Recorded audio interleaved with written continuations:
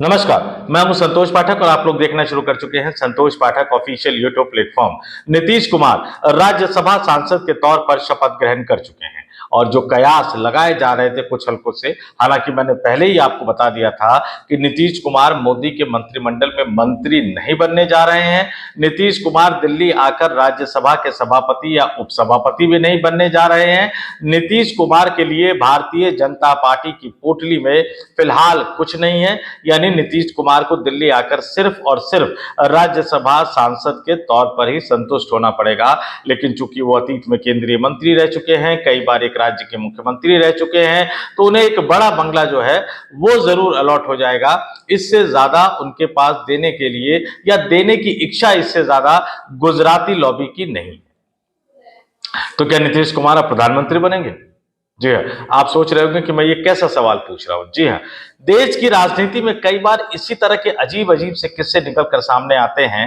एक कहावत भी कही गई है, हमारे बड़े बुजुर्गों ने कही है, सांप निकल जाने के बाद लकीर पीटना। इसका मतलब, इसके मायने हम सबको पता है, लेकिन राजनीति एक अजब चीज है। यहां तो मतगणना होने तक नेता जो है, जिसकी जमानत जब्त होने वाली होती है, वो भी अपनी जीत के दावे करता रहता है। तो वो नेता ही क्या जो राजनीति में उम्मीद छोड़ दे, आस छोड़ दे, और वो नेता ही क्या जो राजनीति में लगातार हारी हुई बाजी को जीतने की कोशिश न करे। तो क्या वाकई नीतीश कुमार अब देश की राजधानी दिल्ली में आकर प्रधानमंत्री बनने की तैयारी कर रहे हैं? और कौन बनाएगा उनको प्रधानमंत्री? कैसे बनेंगे वो प्रधानमंत्री? कैसे जुटाएंगे वो 272 का आंकड़ा? और कौन कौन उनकी सरकार में शामिल होगा और कौन उनके साथ खड़ा नजर आएगा? ये एक बड़ी दिलचस्प स्टोरी मैं लेकर आपके सामने आया हूं। सबसे पहली बात तो कहूंगा, हंसिएगा मत। ये राजनीति की खबर है।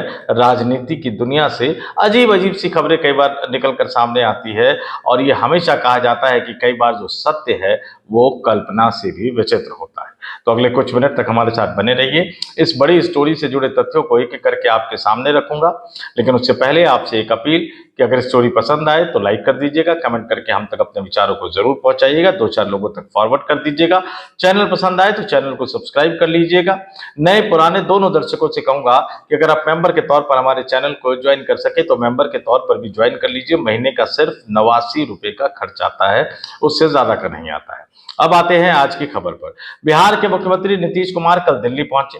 आज वो राज्यसभा नए संसद भवन पहुंचे और राज्यसभा के सभापति के चैम्बर में उन्होंने राज्यसभा की सदस्यता ग्रहण की। जब बाहर निकले, पत्रकारों ने सवाल पूछा तो पुराने संसद भवन को देखकर वो बहुत कुछ कहते हुए नजर आए कि हम तो पहले भी यहीं थे, अब यहीं रहेंगे। अब नीतीश कुमार यहीं रहेंगे। उनके इस यहीं रहने के कई तरह के मतलब और मायने निकाले जा रहे हैं। और नीतीश कुमार जिस तरह से मुस्कुरा रहे थे, नीतीश कुमार जिस तरह से बहुत ही प्रसन्नचित मुद्रा में नजर आ रहे थे, उसको लेकर भी कई तरह के कयास लगाए जा रहे हैं। बिहार के कुछ बड़े नामचीन लोगों ने, हस्तियों ने ये पोस्ट भी किया कि जब नीतीश कुमार बहुत ज्यादा खुश नजर आते हैं, जब नीतीश कुमार बहुत ज्यादा प्रसन्नचित मुद्रा में नजर आते हैं, तो इसका मतलब बिहार में राजनीतिक पलटवार का खेला होने वाला होता है, यानी बिहार में कोई बड़ी राजनीतिक हलचल होने वाली होती है। हालांकि अभी भी मैं आपको कह रहा हूं कि इस बार भारतीय जनता पार्टी ने इतनी खूबसूरती से प्लानिंग की है कि नीतीश कुमार फिलहाल फंसे हुए नजर आ रहे हैं।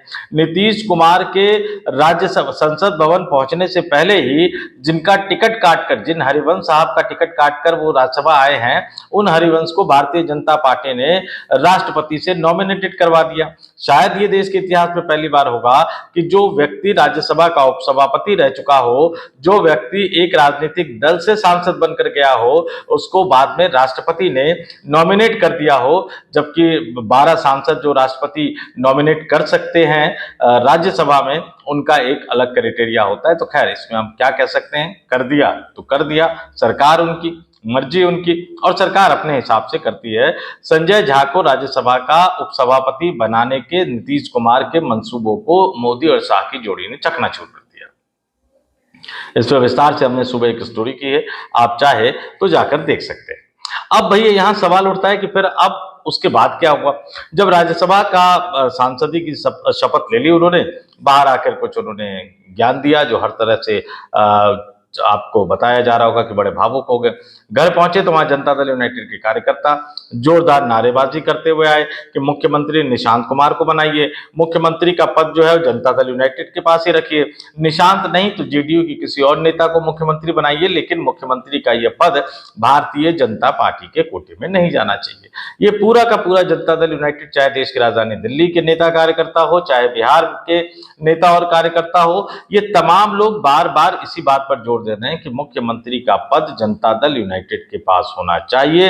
नीतीश कुमार नहीं तो उनके बेटे निशांत कुमार को राज्य का मुख्यमंत्री बनाना चाहिए, निशांत कुमार नहीं तो जनता दल यूनाइटेड के किसी बड़े और वरिष्ठ नेता को बिहार का मुख्यमंत्री बनाना चाहिए। लेकिन इन तमाम मांगों के बीच एक बार फिर से इंडिया गठबंधन, जी हां, कांग्रेस पार्टी के नेतृत्व वाले इंडिया गठबंधन ने एक बड़ा दांव चल दिया है।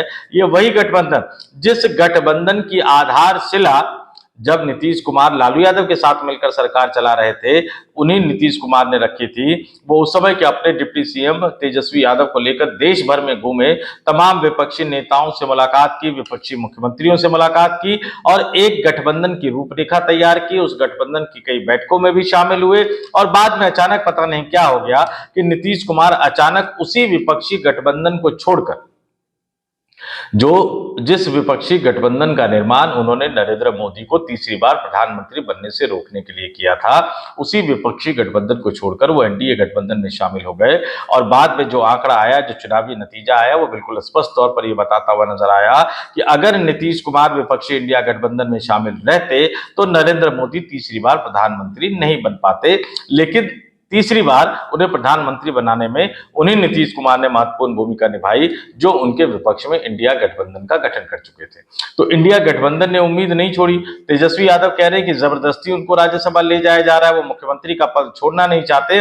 और इस बीच इंडिया गठबंधन ने एक बार फिर से उन्हें प्रधानमंत्री बनाने का ऑफर दे दिया। आपके मन में ये सवाल उठ रहा होगा, जब मैंने ये स्टोरी आपके सामने रखी तो कौन बनाएगा प्रधानमंत्री? और फिर मैंने कहा कि आप नंबर की तरफ मत जाइए। नेता आखिरी समय तक लड़ने की कोशिश करते हैं और नीतीश इधर रहेंगे तो इधर की सरकार, नीतीश उधर रहेंगे तो उधर की सरकार। ये बात आप 101% तय मानकर चल लीजिए।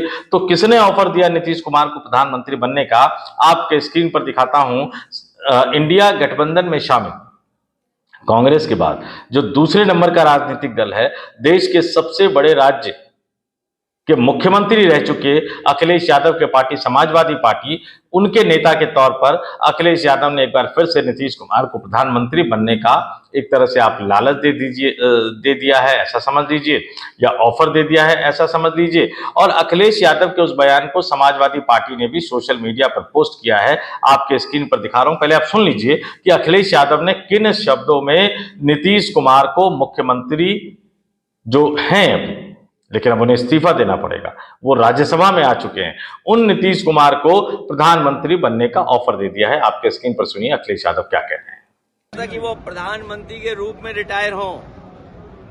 हमारे इंडिया गठबंधन के बहुत सारे साथियों की कोशिश थी कि वो प्रधानमंत्री बनकर के रिटायर होते, लेकिन अब सुनने में आ रहा है और लग रहा है कि राज्यसभा के सदस्य के रूप में वो रिटायर हो जाएंगे। सोचिए बीजेपी ने कितना बड़ा धोखा दिया उन्हें, उनके लोगों के साथ कितना बड़ा धोखा दिया है। एक आखिरी सवाल, हेमंता बिस्वा शर्मा ने जिस तरीके से भाषा यूज की है, कांग्रेस कह रही कि ये मुख्यमंत्री की भाषा नहीं होनी चाहिए। अमर भाई पीछे हो ना, अमर भाई प्लीज ना। अगर कभी हमारे मुख्यमंत्री जी की भाषा सुननी हो तो ANI पे सुन लेना। सुना आपने अखिलेश यादव ने क्या बयान दिया। अब अखिलेश यादव के बयान को थोड़ा सा मैं स्पष्ट और कर देता हूं। उन्होंने कहा कि मैं नीतीश कुमार को प्रधानमंत्री के रूप में देखना चाहता था, हम चाहते थे कि वो प्रधानमंत्री के तौर पर रिटायर्ड हो। इंडिया गठबंधन के बहुत सारे साथियों की यह कोशिश भी थी कि नीतीश कुमार देश के प्रधानमंत्री बने, लेकिन अब वो प्रधानमंत्री नहीं, राज्यसभा सांसद के तौर पर रिटायर हो जाएंगे। नीतीश कुमार के राज्यसभा सांसद के तौर पर शपथ लेने पर कटाक्ष करते हुए उन्होंने कहा कि अब मुझे लगता है कि वो राज्यसभा सदस्य के तौर पर ही रिटायर हो जाएंगे। भारतीय जनता पार्टी पर तीखा हमला बोलते हुए और जनता दल यूनाइटेड को भारतीय जनता पार्टी से आगाह करते हुए अखिलेश यादव ने आगे कहा कि आप सोचिए भारतीय जनता पार्टी ने उन्हें कितना बड़ा धोखा दिया है, उनके लोगों के साथ कितना बड़ा धोखा किया गया है। और ये बात जब अखिलेश यादव बोल बोल रहे थे तो कहां बोल रहे थे? राजस्थान की राजधानी जयपुर में वो एक कार्यक्रम में गए थे और इसी कार्यक्रम के लिए जब वो जयपुर उतरे तो एयरपोर्ट के बाहर मीडिया से बातचीत करते हुए उन्होंने भाजपा के चुनावी प्रक्रिया में हस्तक्षेप, आईटी सेल, उत्तर प्रदेश में जो एसआईआर अभियान के बाद जो वोटरों के नाम काटे गए हैं, जो फाइनल वोटर लिस्ट जारी की गई है उसको लेकर, चुनाव आयोग की भूमिका को लेकर, प्रधानमंत्री नरेंद्र मोदी को लेकर, उत्तर प्रदेश के मुख्यमंत्री योगी आदित्यनाथ को लेकर, अपने पीडीएफ फॉर्मूले को लेकर, उत्तर प्रदेश में अगले साल होने वाले विधानसभा चुनाव को लेकर, इन तमाम मुद्दों पर उन्होंने अपनी बात रखी, विस्तार से अपनी बात रखी और अपनी बात रखते रखते उन्होंने एनडीए गठबंधन के बड़े नेता नीतीश कुमार को प्रधानमंत्री बनाने का एक तरह से ऑफर तक दे डाला।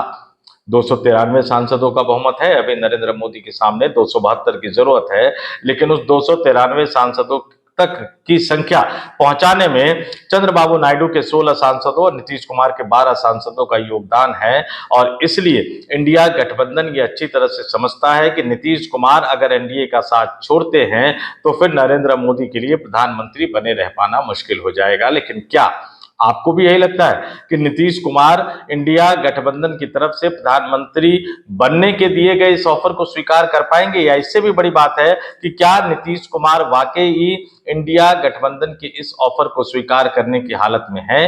क्या भारतीय जनता पार्टी ने उनके सामने अभी भी कोई विकल्प या कोई रास्ता छोड़ रखा है? क्या नीतीश कुमार अभी भी खेला करने की हालत में है? इन तमाम सवालों के जवाबों को लेकर आपका क्या मानना है हमें कमेंट करके जरूर बताइएगा। इस वीडियो में इतना ही। जाते जाते अपील आ गया, वीडियो पसंद आया हो तो लाइक कर दीजिएगा, शेयर कर दीजिएगा, 2-4 लोगों तक जरूर पहुंचा दीजिएगा, कमेंट करके हम तक अपने विचारों को भी जरूर पहुंचाइएगा जैसा कि मैं पहले अपील कर चुका हूं। और अगर आप नए दर्शक के तौर पर हमारे वीडियो देख रहे हैं तो संतोष पाठक ऑफिशियल यूट्यूब प्लेटफॉर्म को सब्सक्राइब कर लीजिए। और नए पुराने दोनों दर्शकों से अपील और आग्रह करूंगा कि अगर आप मेंबर के तौर पर हमारे इस यूट्यूब मंच को ज्वाइन कर सके तो मेंबर के तौर पर भी ज्वाइन कर लीजिए। सिर्फ और सिर्फ 89 रुपए का खर्च आता है। तो इस वीडियो में इतना ही। मुझे यानी संतोष पाठक को दीजिए इजाजत। अब तमाम लोग देखते रहिए संतोष पाठक ऑफिशियल यूट्यूब प्लेटफॉर्म। बहुत बहुत धन्यवाद, आभार, नमस्कार।